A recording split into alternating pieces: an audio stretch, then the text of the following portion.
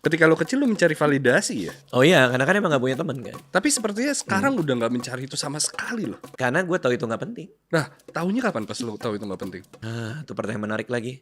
Gue melihat di era-era itu lo bisa membawa generasi baru dalam bercerita. Lo merasa impactnya sebesar itu gak? Buku gue yang ketiga itu dibahas di mailing list dengan tulisan Raditya Dika, si virus membaca untuk anak muda Indonesia. Wah, Itu kebanggaan gue kayak gimana gitu. Ketika gue tahu bahwa kelemahan gue adalah kekuatan gue, dan gue berdamai dengan semua kelemahan gue, orang nganggap gue lemah, nganggap gue payah, nganggap gue culun, itu menjadi tidak apa-apa. Walaupun ada satu momen yang paling kocak nih. Berikut adalah contoh-contoh sastrawan Indonesia. Pramudia ada Dewi tatur. Lestari, ada Pram, kalau nggak salah ada Pram juga. Ada Raditya Dika. Rame banget. Akhirnya gue jawab tuh. Gue memang nggak mau disebut sebagai penulis sastra. Gue lebih nyaman disebut penulis ganteng. Bodoh amat.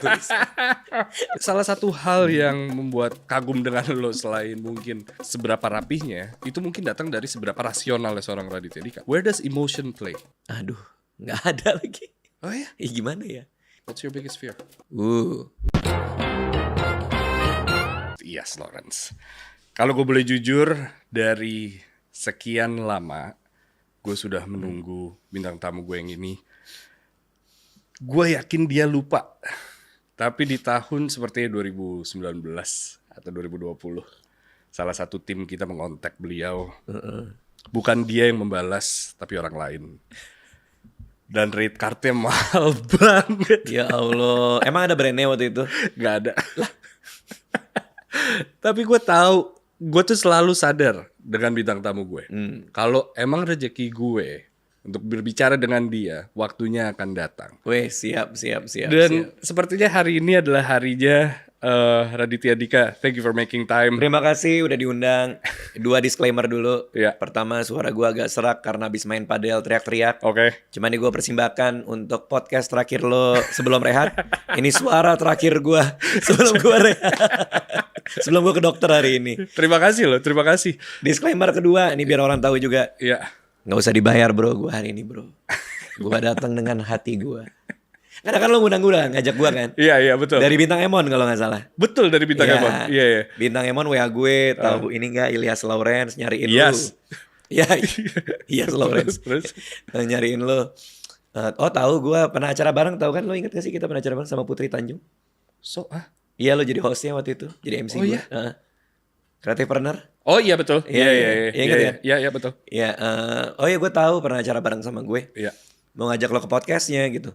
Oh yaudah yuk kapan? Nggak tahu lo DM gue kan. Akhirnya kita kontak-kontakan gitu. Jadi terima kasih Bintang Emon udah mempertemukan. Iya gue tuh merasa Bintang Emon, kita jadi ngomongin dia ya. Gue tahu lo gak suka ngomongin orang, tapi ini positif ya. Menurut gue Bintang Emon tuh komedian yang intelektual. Oh iya, pinter. Ya? Anaknya pinter. Dan dia berani untuk mengemukakan angle-nya dia gitu loh. Iya. Jadi nggak nahan gitu buat dia mau ngomong apa, ya udah angle-nya ini gue komedikan gitu. Dan versi serius dia pun tetap lucu. Maksudnya ketika di tongkrongan dan ngomongin hal-hal yang serius gitu, dia bisa bicara bicara yang serius dan di ujungnya ada punchline yang bikin ketawa untuk ketika nggak ada kamera.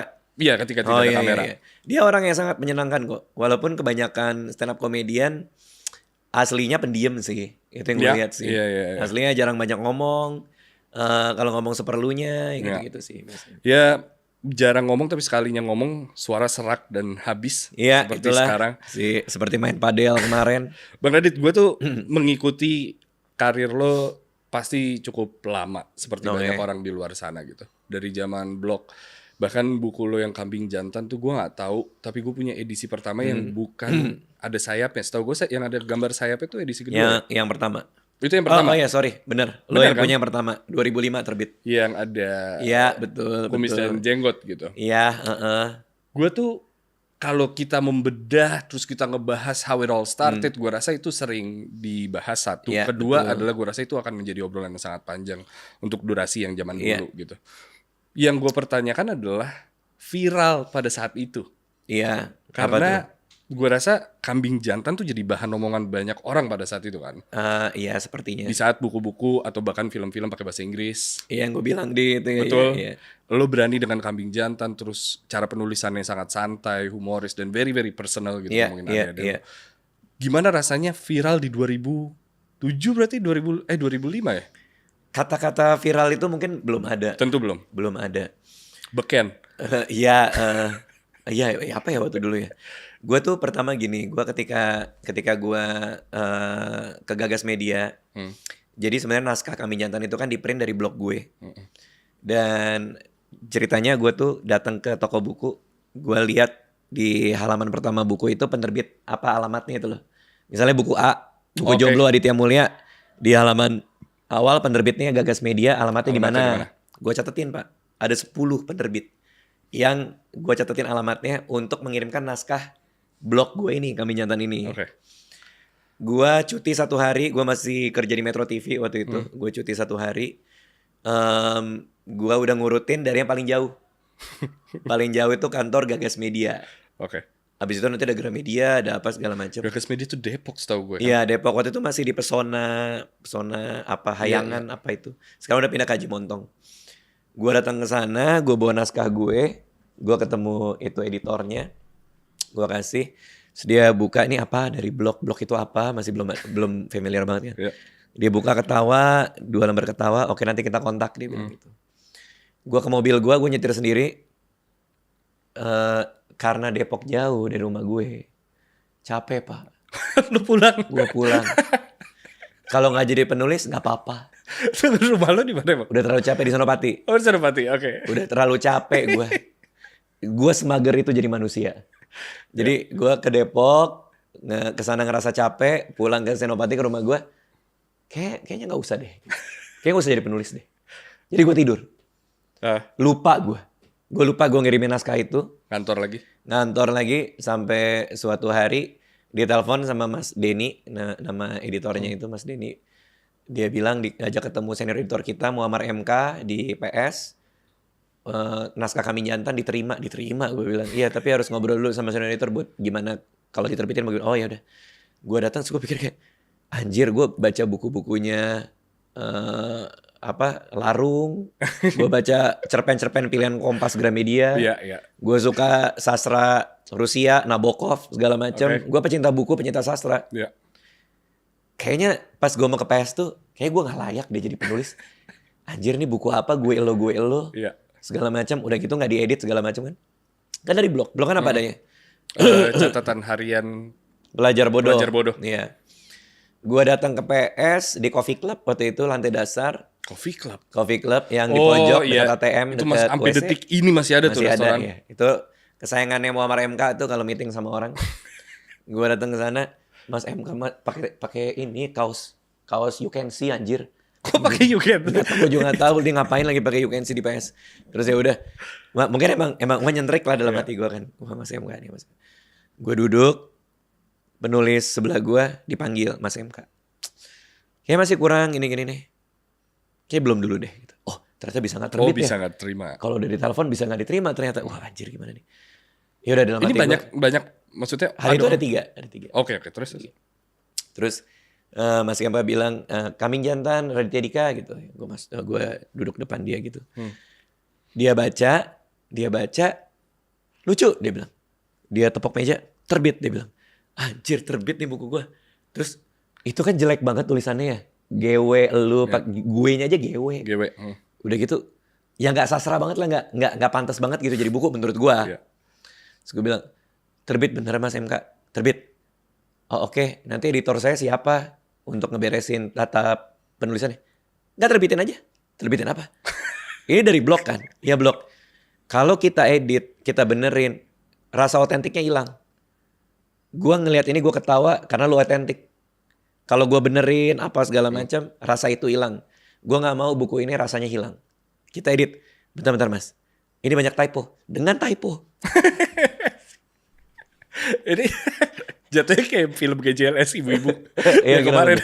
Oh iya, diceplok aja, diceplok aja gitu. Ya udah apa adanya ya. Kaget banget gue. Gue kaget banget.